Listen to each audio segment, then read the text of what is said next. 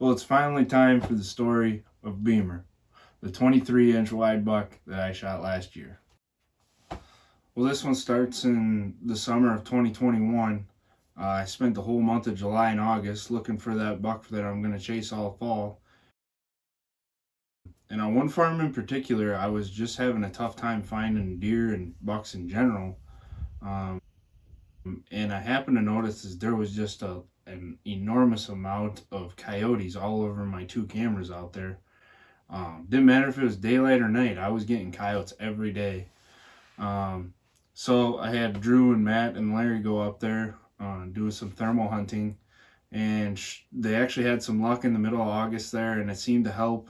Whether they only got one, but just having some of that pressure around, I think, to push them out of there, I think helped.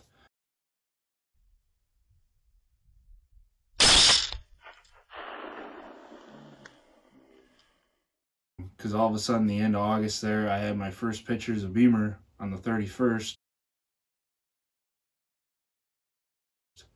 And he wasn't honestly the first buck that I really thought I was going to go kill that last year.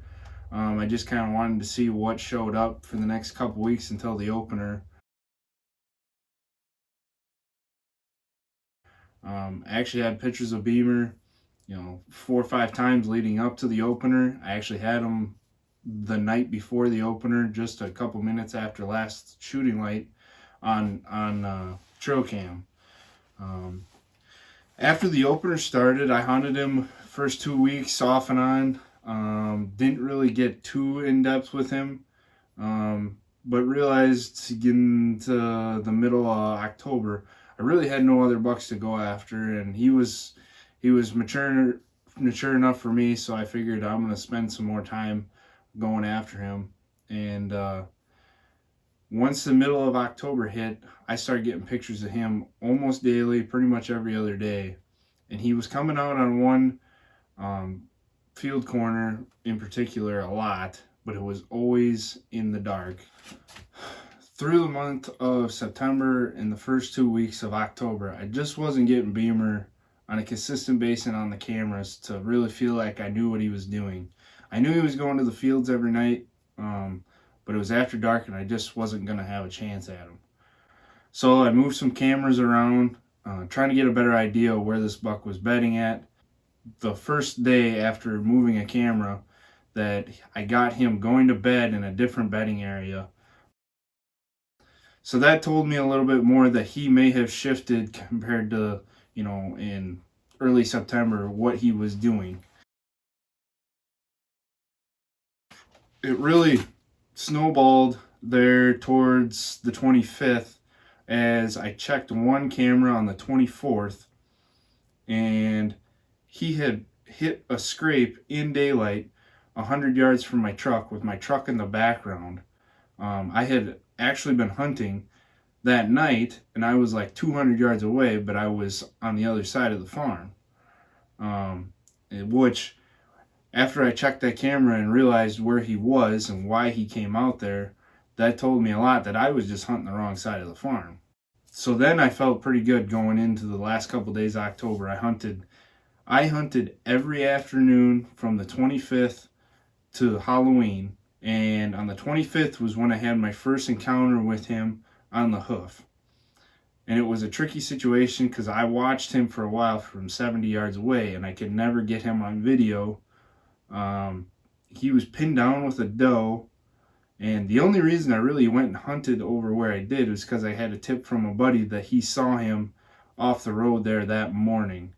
After that encounter with him on the 25th, I hunted the next couple days and I was really aggressive about where I was. I was only hunting 30 yards off the road too. It was unorthodox to do, but this is where that buck was living and I had to be there if I wanted to have a chance at him.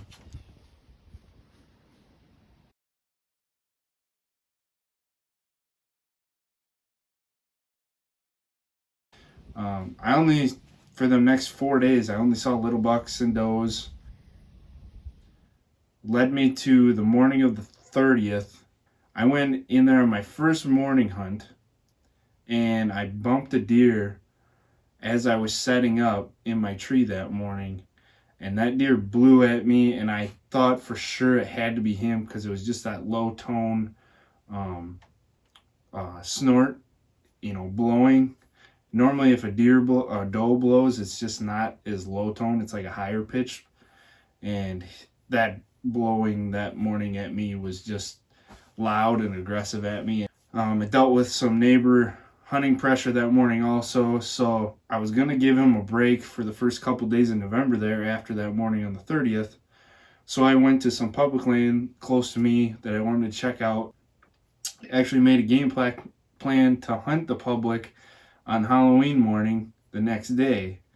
As actually the next morning on Halloween, I was sitting there in the parking lot of the public, and my cell camera sent me a picture at, I think it was about 5:30. Sure as heck, it was Beemer going by the camera, going back down into that bedding where he had been all week. So I abandoned the public hunting mission and I went after Beemer. I figured it was too good of an opportunity to pass up. I figured I was just going to chase him down into the ridge and see what I could do. So my approach for this was, I got the picture. I figured I'd be to the farm about half hour, 45 minutes after he was already down into the ridge. I did a scent drag all the way down into where I wanted to be. Once I got set up, I waited till 8 o'clock and I did a calling sequence.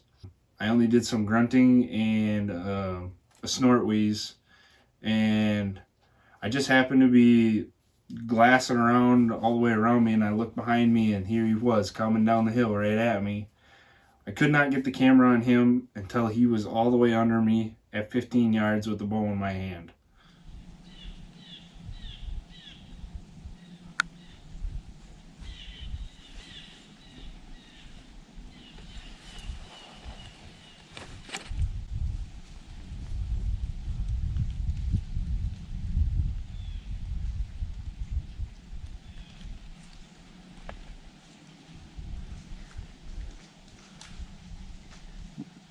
Merp.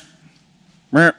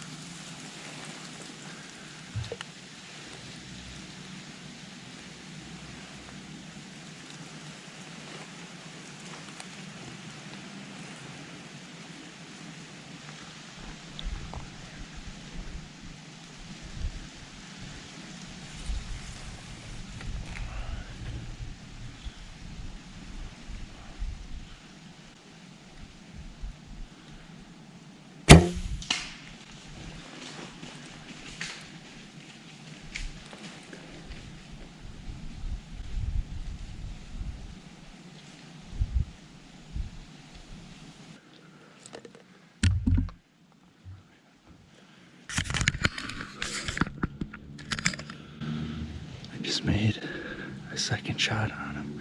I don't know if you could see the first shot. But the second shot, I ranged it at 35 yards. I pinwheeled him, and he ran about 50 yards over there, and he just piled up.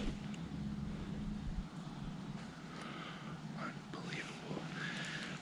Yeah, I know you guys couldn't see it, but he come all the way across the backside. My wind is right here, and he came right through it, and he stood at 10 yards. And he caught my whiff, but he had nose jammer and dope piss all over me. And he just started to work up the hill, and I took a shot at about 20, probably not even, and I hit him back. I stopped him a little late, and his whole shoulder was covered up by a honeysuckle bush.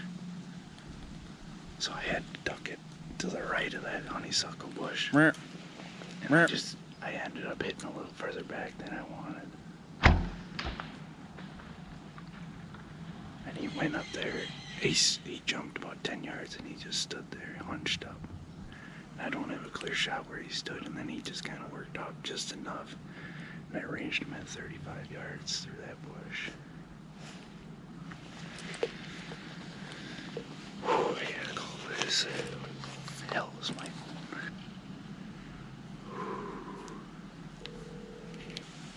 Hello. Hi, babe. What are you doing? Okay, well, I'm just letting you know I just shot Beemer. Did you? I got him, I think. Yeah, he's laying over there about 60, 70 yards from me right now.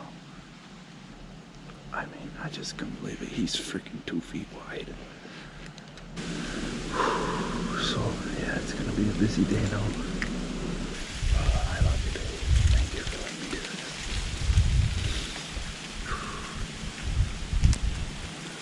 Okay, well, I'm gonna probably get down and make sure he's dead. And then call the guys. Okay, sounds good. Love you, bye.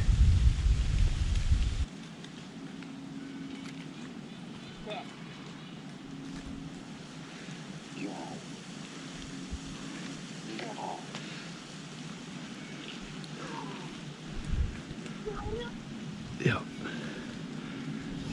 He's dead. He's dead. He's dead. Huh? Dude, he's 2 feet freaking wide. Oh, unbelievable. Unbelievable. Hold up, I'm actually 15 minutes. I'm gonna turn around and get 30. No, I'm just gonna miss you. Okay. I'm just gonna meet you guys up on the road. Okay. What? I'll meet you guys up on the road. Okay. Alright, good. I'm gonna get down. Bye-bye.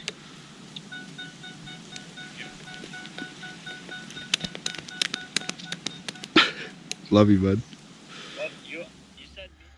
There's no better feeling than calling all your buddies and having them all meet you in the field to go get your big buck in the woods. That was a day to remember for the Sundown group for a long time. We had a good day, believe me. Go!